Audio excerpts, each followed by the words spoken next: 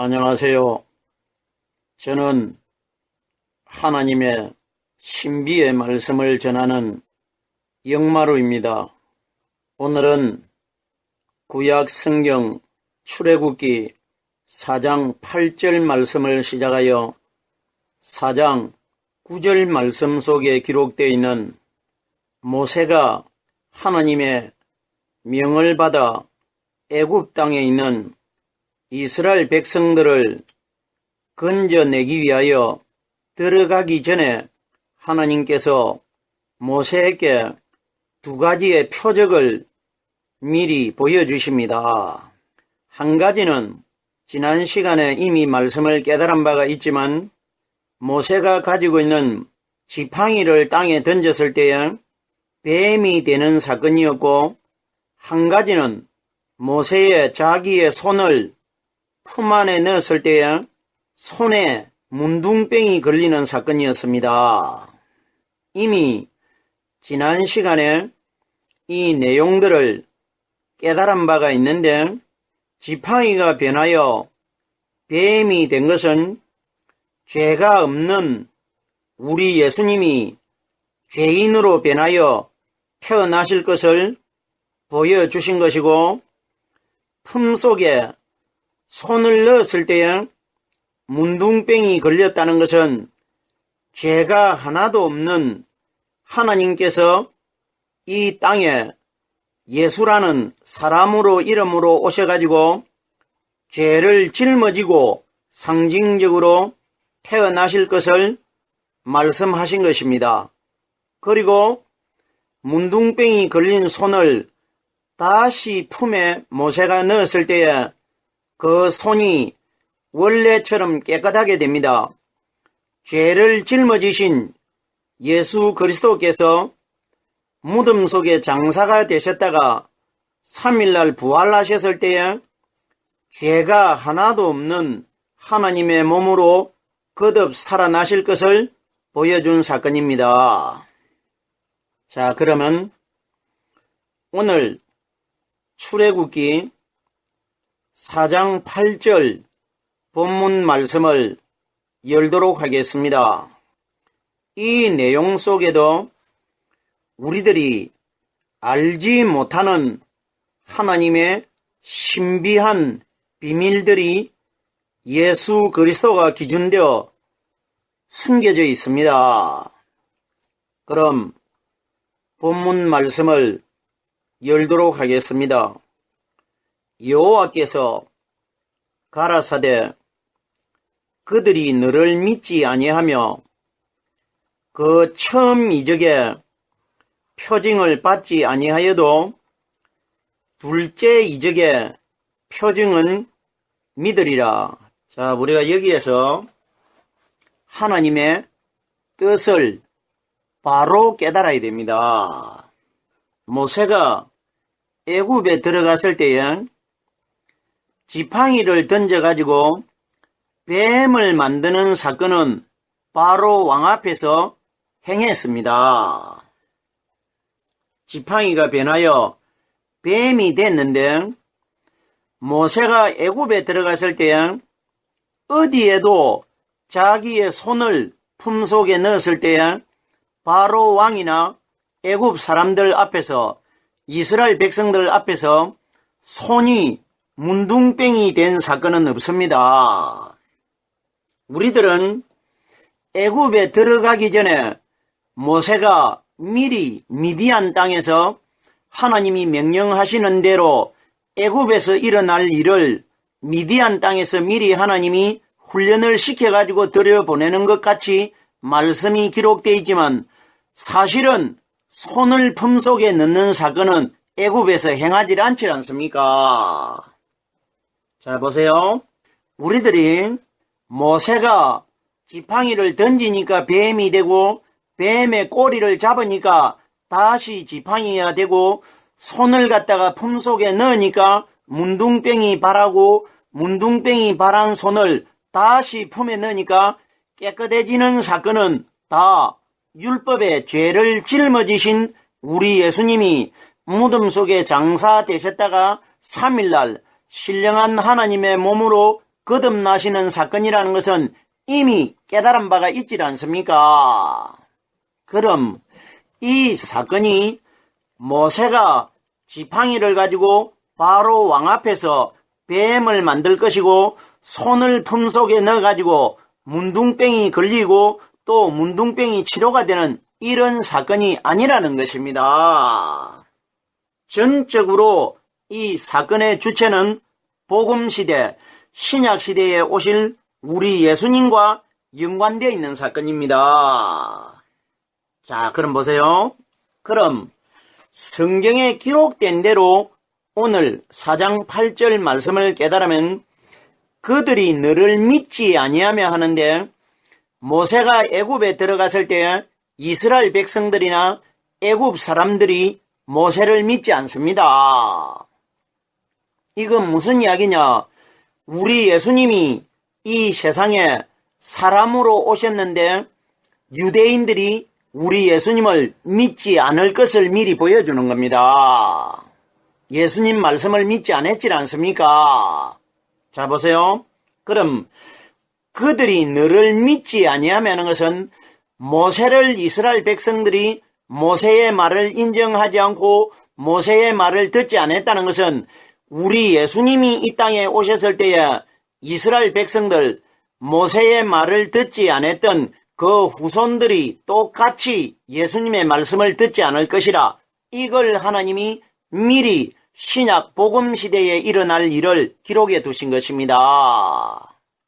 그럼 결론적으로 애굽에 있는 이스라엘 백성들이 모세의 말을 믿지 않는 것이나 신약에 오신 예수님의 말씀을 유대인들이 믿지 않는 것, 이런 사건을 누가 이렇게 꾸몄느냐? 우리 하나님이 이렇게 꾸미신 것입니다. 하나님이 이렇게 되게 하신 것입니다. 자, 그럼 보세요.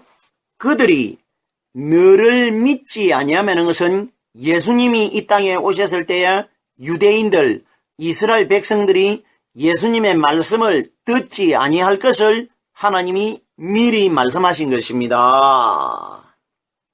우리는 성경에 기록되어 있는 모세가 성경의 주체가 아닙니다. 성경의 주체는 이 땅에 오실 예수 그리스도입니다. 그럼 결론적으로 모세는 오실 예수님에게서 일어날 일을 미리 보여주는 그림자라는 것입니다.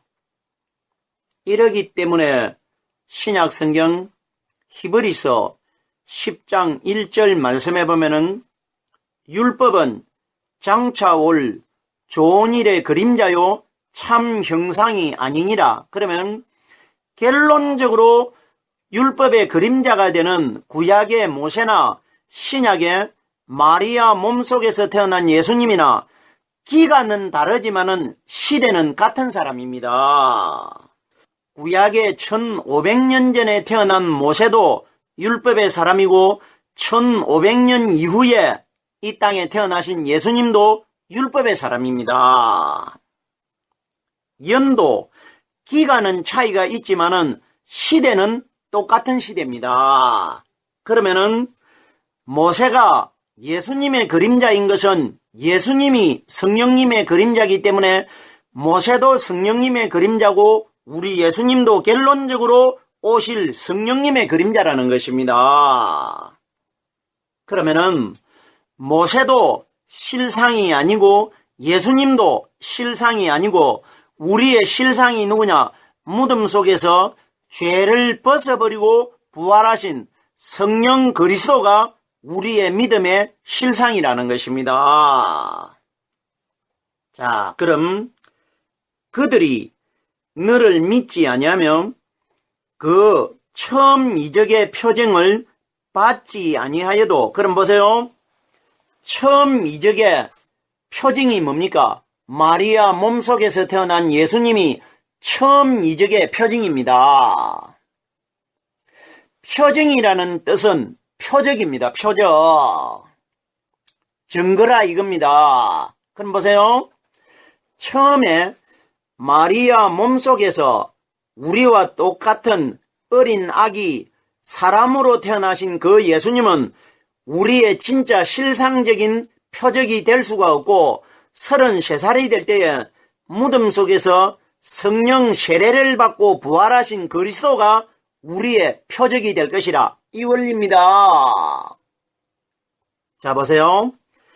처음 이적의 표징을 받지 아니하여도 그럼 보세요. 이 땅에 그림자로 오신 예수님의 이적과 표적은 받지 아니하여도 두 번째 무덤 속에서 부활하셔가지고 오순절날 이 땅에 임하신 성령의 말씀만 우리가 받아야 된다. 이 원리입니다. 처음 것은 두 번째의 그림자입니다. 장차 오실 좋은 일에 성령의 그림자일 뿐입니다. 예수님은. 그럼 보세요. 처음 이적의 표적은 받지 아니하여도 하는데 처음 마리아 몸속에서 태어나신 이 예수님은 우리의 믿음의 실상이 아니고 그림자이기 때문에 그림자는 보고 실상을 가리키기 위하여 오신 분입니다. 우리에게 보여주시기 위하여 오신 분입니다. 왜? 두 번째 오시는 성령이 보여지지 않기 때문에 이 원리를 우리가 잘 깨달아야 됩니다. 자 보세요. 표적에 관하여 누가복음 2장 12절에 보면은 예수님께서 육신의 사람으로 마리아 몸속에서 태어나셨을 때에 하늘에서 강림한 천사들이 목동들에게 어떤 말을 했느냐? 너희가 가서 강보에 쌓여 구유에 누인 아기를 보리니 이것이 너희에게 표적이 되니라 이렇게 기록이 되어 있습니다. 어린 아기가 너희들에게 표적이 된다고 했는데 그러면 마리아 몸속에서 죄를 짊어지고 태어나신 이 예수가 자라가지고 성장을 해가지고 33살이 될 때에 무덤 속에 들어가셔가지고 장사되셨다가 3일날 성령으로 거듭나시는데 그분이 오순절날 오시는데 오순절날 오신 성령이 우리 마음속에서 깨닫게 해주시는 영적인 진리의 말씀이 마지막 날 내가 천국으로 가는 표적이 될 것이라 이 원리라 말입니다. 그럼 여기에 처음 이적의 표정은 받지 아니할지라도 그러면 처음에 오신 마리아 몸속에서 태어나신 초림 예수님은 우리 마음속에 성령을 주신 일이 없습니다. 보세요. 예수님이 이 땅에 오셔가지고 많은 사람에게 귀신도 쫓아내 주시고 병도 치료는 시켜주셨는데 치료는 시킬 수 있었는데 예수님의 성령을 우리에게 주실 수는 없었습니다. 그럼 보세요. 처음에 이적의 표적은 받지 아니하여도 하는 것은 처음에 오신 예수님은 우리에게 성령을 받을 수 있도록 주는 분이 아니었다. 이 원리입니다. 처음 이적의 표적은 받지 아니하여도 처음 오신 예수님은 우리의 믿음의 대상이 아니고 믿음의 실상이 되신 성령님의 그림자로 오셨기 때문에 그림자를 믿어가지고는 우리들이 천국 들어가지도 못하고 구원받지 못합니다. 이걸 말씀해 주신 것입니다. 그래서 모세의 처음에 이적의 표징은 받지 않는다고 기록이 되어 있는 겁니다. 예수님께서 요한복음 20장 22절에 보면은 부활하신 신령한 하나님의 몸으로 거듭나셔가지고 갈릴리에 있는 제자들에게 나타나셔가지고 성령을 받아라 이렇게 말해줍니다. 이건 뭐냐? 이제 내가 무덤 속에서 하나님의 성령을 받고 거듭났기 때문에 이제 너희들에게는 50일날 내가 성령으로 와가지고 너희 마음속에 내가 성령을 다 부어주겠다. 이걸 이제 성령을 받아라 이 말입니다. 내가 이제 성령을 받았기 때문에 너희들도 이제 성령을 받게 될 것이라 이 원리입니다. 이것이 처음 이적의 표정은 받지 아니하여도 하는 것은 예수님이 이 땅에 오셨을 때는 사람의 마음속에 성령을 주실 수가 없은 것이고 오순절날 두 번째 오신 두 번째 표적이 되시는 성령이 우리 마음속에 표적을 주실 것이라 이 원리인 것입니다. 자, 보세요. 그럼 우리가 표징을 받았다는 뜻이 뭡니까? 바로 영적으로 말씀을 깨달았다는 뜻입니다. 말씀이 성령이고 말씀이 마지막 날 우리에게 표적이 되는 것입니다. 사도행전 8장 14절에 보면은 사마리아에도 하나님의 말씀을 받았다 함을 듣고 이것이 성령이 임하는 사건입니다. 사마리아는 우리가 살고 있는 이 세상을 가리킨 것이고 말씀은 오순절날 이 땅에 임하신 세상에서 역사하시는 성령님을 가리킨 것입니다. 우리가 여기에 처음 이적에 표징은 받지 아니하여도 하는 것은 율법의 예수님은 우리가 받아야 될 믿음의 대상이 아니었다. 이 원리입니다. 예수님이 직접 이것을 말씀해 주셨습니다. 예수님이 이 땅에 오셔가지고 마리아 몸속에서 너희와 똑같은 사람으로 태어난 나 예수를 믿어가지고는 너희가 마지막 날 구원을 받지 못한다. 이렇게 직접적으로 성경에 말씀하신 적은 한 번도 없습니다. 그러나 성경 요소요소에 우리 예수님께서 율법의 죄를 짊어지고 우리 사람의 모양과 똑같이 태어나신 그분을 믿어가지고는 우리가 마지막 날 구원받을 수 없다는 것을 예수님이 여러 번 말씀하셨습니다. 대표적인 말씀의 구절을 한 곳을 인용을 해보겠습니다. 요한복음 10장 38절 말씀해 보면은 예수님께서 유대인들에게 말씀하신 것은 오늘날 우리들에게 말씀하신 것입니다. 어떤 말씀을 하셨느냐? 내가 행하거든 나를 믿지 아니할지라도 그 이름 믿으라 이렇게 기록되어 있습니다. 예수님이 행하시는 일이 뭐냐? 무덤 속에서 성령 세례를 받고 부활해서 신령한 몸으로 거듭나는 일을 예수님이 내가 행하는 일이라고 합니다. 하나님의 뜻을 행하러 오신 것이 부활사건입니다. 그럼 보세요. 내가 행하거든 나를 믿지 아니할지라도 너희와 똑같은 사람으로 태어난 나는 믿어가지고는 너희가 구원을 받지 못하고 하나님 나라 들어갈 수가 없기 때문에 육신에 예수는 믿지 아니할지라도 그 이름 믿으라. 내가 무덤 속에서 부활하고 난 이후에 오순절날 성령으로 와가지고 너희 마음속에 내가 말씀을 가르쳐 줄 테니까 이걸 예수님이 하시는 일이라고 합니다. 너희는 육신으로 온 마리아 몸속에서 죄를 짊어지고 있는 나는 믿지 아니할지라도 무덤 속에서 부활하신 성령이 우리에게 깨닫게 해주시고 가르쳐 주시는 그 말씀은 믿어야 된다. 이 원리라 말입니다. 신비스러운 내용입니다. 둘째 이적의 표징은 믿으리라. 그럼 보세요. 첫 번째 이적은 율법의 예수님을 가리킨 것이고 두 번째 이적은 부활하신 그리스도입니다. 그럼 오늘날 이 땅에 하나님을 믿는 신앙인들이 누굴 믿어야 되느냐?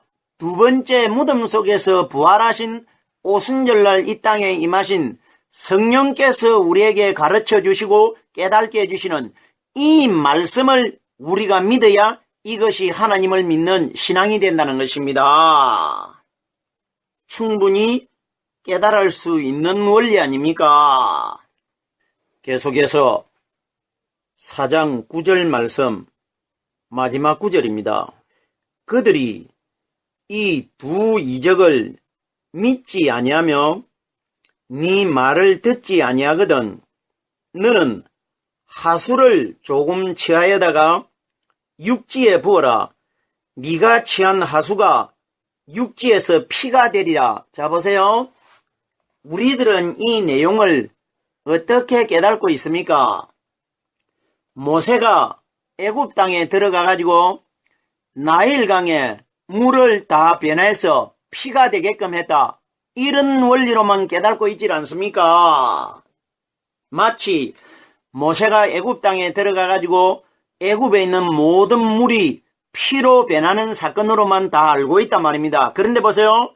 이것 다 예수님이 이 땅에 오셔가지고 하실 일을 하나님이 미리 기록하신 것이고, 오순절 성령이 이 땅에 오셔가지고 우리 사람의 마음속에서 일어날 일을 하나님이, 모세는 비유입니다. 비유적으로 상징적으로 우리에게 사건을 꾸며셔가지고 기록하신 것입니다. 자, 보세요.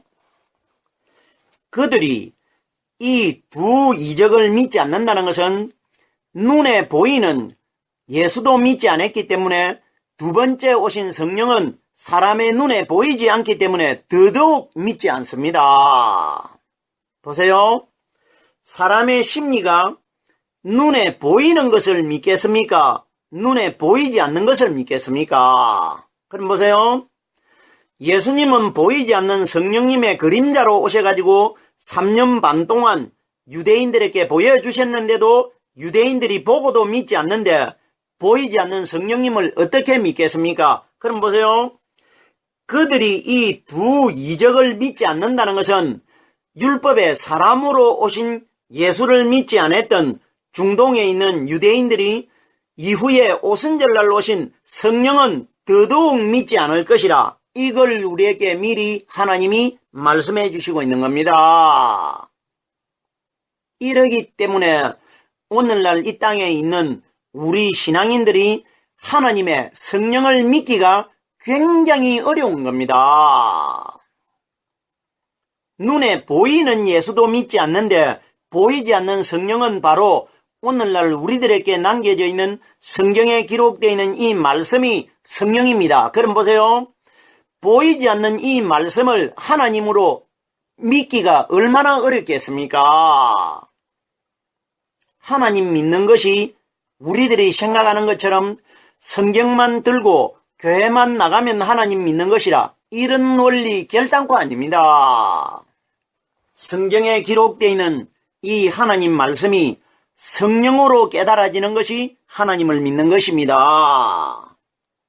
하나님 믿기 어려운 겁니다. 이 두 이적을 믿지 아니하면 네 말을 듣지 아니하거든. 보이는 예수님이 오셔가지고 말씀을 전했는데도 유대인들이 듣질 않습니다. 보세요.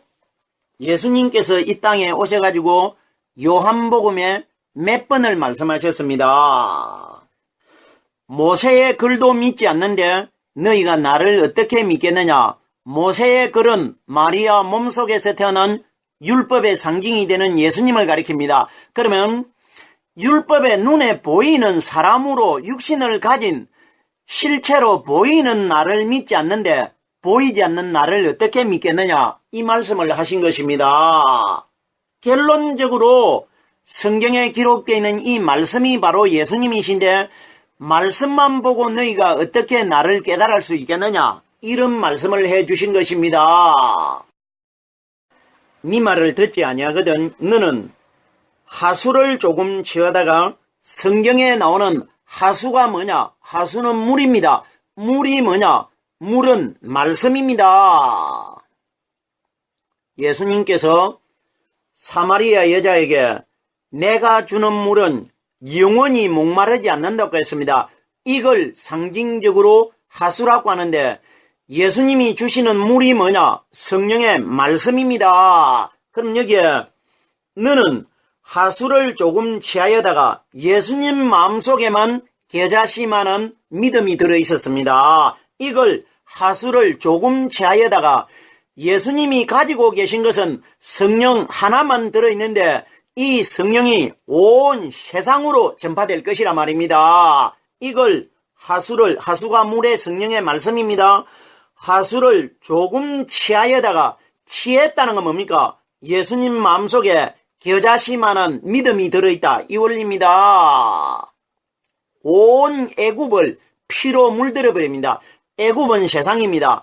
예수님 마음속에 들어있는 성령의 말씀이 온 세상에 분포되어 가지고 갈라져 가지고 사람들 마음속에 다 피가 말씀입니다. 말씀이 다 잉태될 것이라 이 원리를 보여주신 사건입니다. 하수를 육지에다가 부어라. 육지가 뭡니까? 사람은 땅, 재료로 만들어졌습니다. 오순절날 물의 실체가 되신 성령의 말씀이 우리 마음속에 들어오셔가지고 사람의 마음속에 감동을 주고 말씀이 깨달아지는 것이 육지에다가 물을 부어주는 것, 땅으로 만들어진 사람의 마음속에다가 말씀을 부어줄 것을 보여주고 있는 겁니다. 네가 취한 하수가 육지에서 피가 되리라. 예수님이 가지고 계신 성령의 말씀이 땅으로 만들어진 사람의 마음속에 피의 생명이 될 것이라. 이 원리라 말입니다. 기가 막힌 내용들 아닙니까? 성경이 가르치는 피는 말씀이고 육지는 사람이고 하수는 성령의 말씀이고 네가 취했다는 것은 예수님이 가지고 계신 성령의 말씀을 이 세상 사람들에게 오순절날 오셔가지고 나눠주실 것이라 이걸 말씀하신 것입니다. 오늘은 출애굽기 4장 8절에서 4장 9절 말씀 속에 기록되어 있는 처음 표적과 두 번째 표적, 처음 표적은 율법의 예수님을 가리킨 것이고 두 번째 표적은 부활하신 그리스도를 우리에게 미리 하나님이 상징적으로 구약의 출애굽기에 기록해 두신 것입니다. 오늘은 여기까지만 하겠습니다.